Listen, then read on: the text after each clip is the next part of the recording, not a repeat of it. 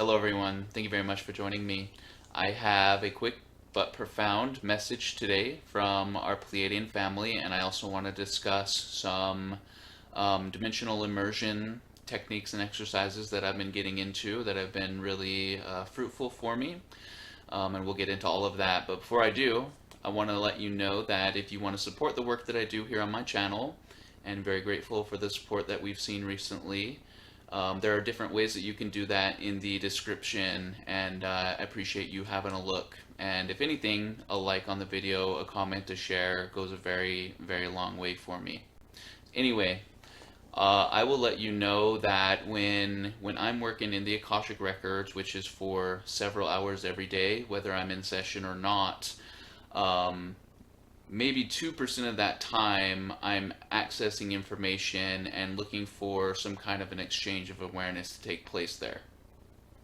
What most of the time is spent doing is training and exercising and implementing different ways to immerse myself in those spaces so that I can have the full range of the Akashic experience. And in order to do that, you have to do a lot more than just see. You have to be able to feel, you have to be able to dive in to wherever the energy and the frequency takes you, and you have to have the tools available to you to perceive and to experience whatever it is that you're shown.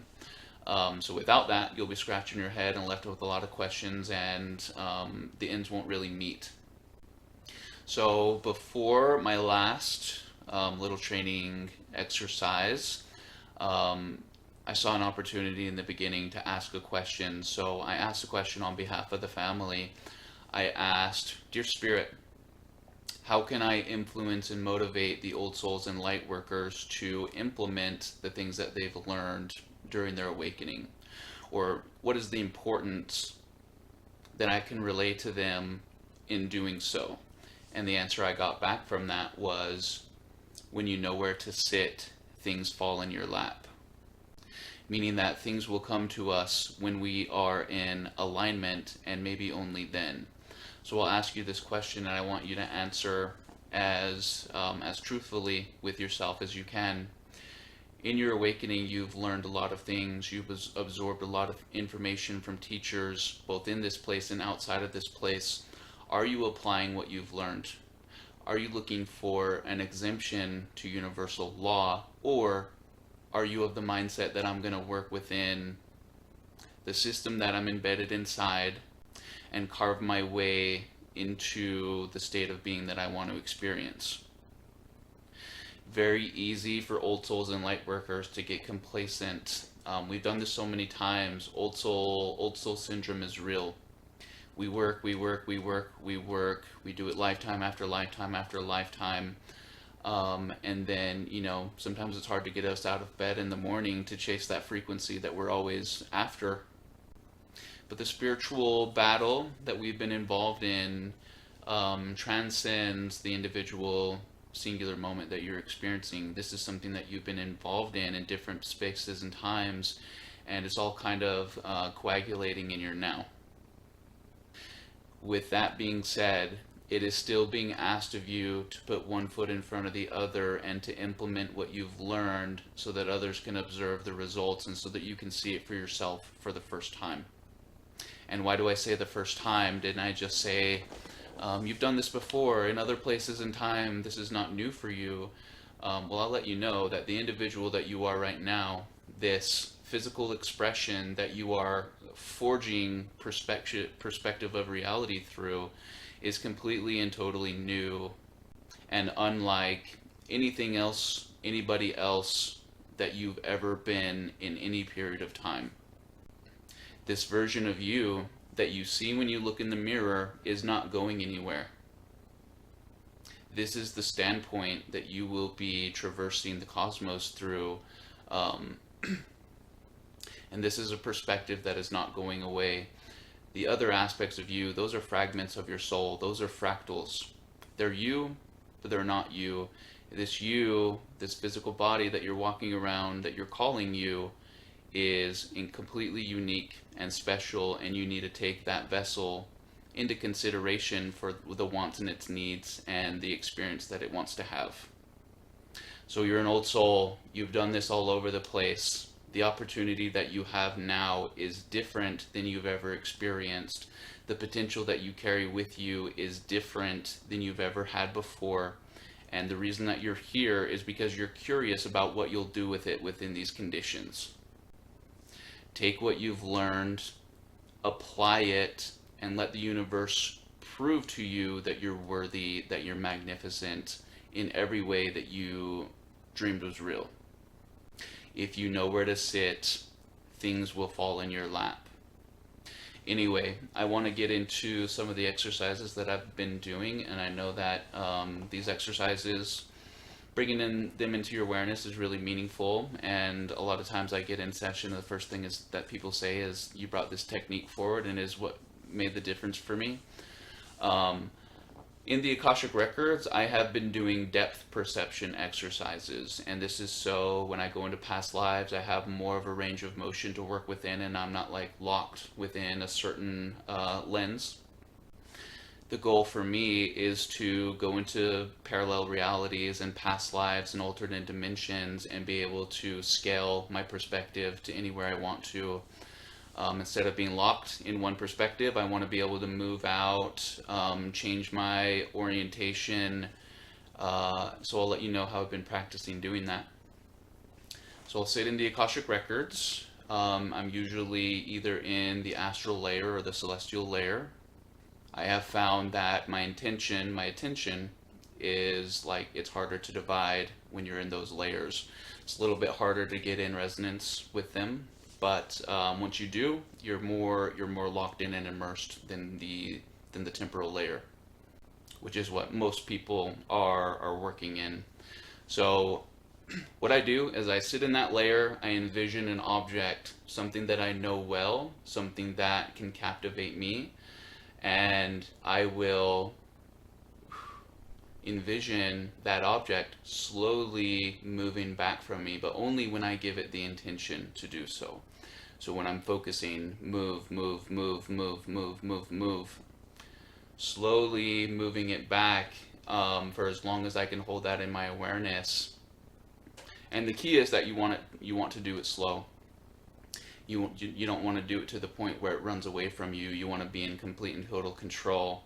And as soon as you've got it as far out as you can, you're going to want to call it back in very, very slowly and patiently, letting it come forward. Because when you're in those visuals, sometimes there's a tendency to rush things. Sometimes things move too fast, and it kind of plays with our perception.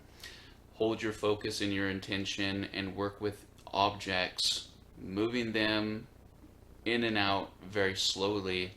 And something else that I've been doing is I've been envisioning shapes, almost like blocks, and instead of moving them back and forth, I've been making them bigger and then smaller and then bigger and then smaller, and doing that for as long as I can hold my awareness.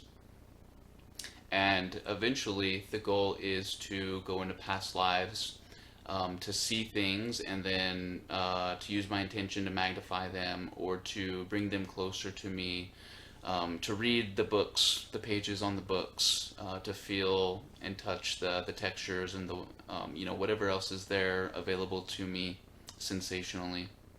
And another thing that can help you gain more immersion is to use your imagination to create and experience emotionally charged situations and scenarios.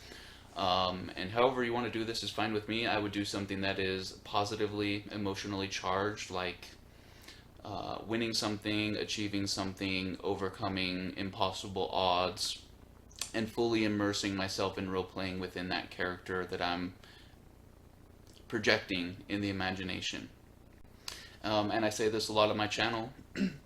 The emotional body is a very important tool for navigating the Akashic Records. So when you can control the emotional response that you get within certain scenes and scenarios in your mind's eye, then you can go in the Akashic Records and you can work within different kinds of energies and karmic densities where there's an emotional charge without getting like attached to it or dissuaded by it, or um, it helps you create and maintain a healthier dynamic when it is emotional energy that you're looking to access.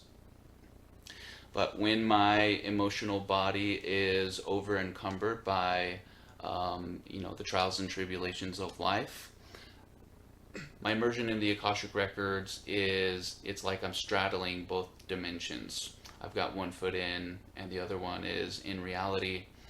So when the emotional body is available, not bothered by everything that's going on externally, I can seamlessly have that meld of all my systems, and then I can traverse wherever I need to go.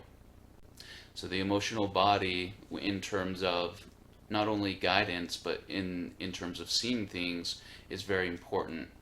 Disengage from the drama of the world, whatever the issues, your boyfriend and your girlfriend, or your mom and your dad and your brother and sister, all of those things that they're dealing with, they want to make them yours. Can you really afford that as an old soul who's ascending and expanding their consciousness? You can, but it's very hard to do so. If you do feel like at the end of the day you're too overwhelmed and too burdened by being human, everything builds up. You've got repetition sickness. You're tired of the same job and same people and same places every day. I want to give you another thing to kind of make peace with that. So a couple years ago, I actually encountered a woman who was teaching energetic tapping, and I mocked her. I was like, that's silly. Of all the spiritual things that I've heard along the way, that's a silly one. That might be the most silly. And now I'm tapping, literally using tapping every day as a means of clearing and centering and bringing everything together to do the work that I need to do. If you're overwhelmed by stress and pressure and fatigue, and you've got to create an exit and you've got to do it quick, use tapping. Find an energy center. Tap while repeating the intention of those specific things and your desire to release them. So I'll start tapping and I'll say fear, frustration, anxiety, fear, frustration, anxiety, fear, frustration, anxiety, fear, frustration, anxiety, and then get it over. And little things like that, little things that we can do to upkeep during the day and to stay on top of our spiritual maintenance, go a long way at the end. So continue to apply what you have learned, look for the results, implement what you've learned out of curiosity of what those results will be, above everything else. And I will see you guys very soon. Goodbye.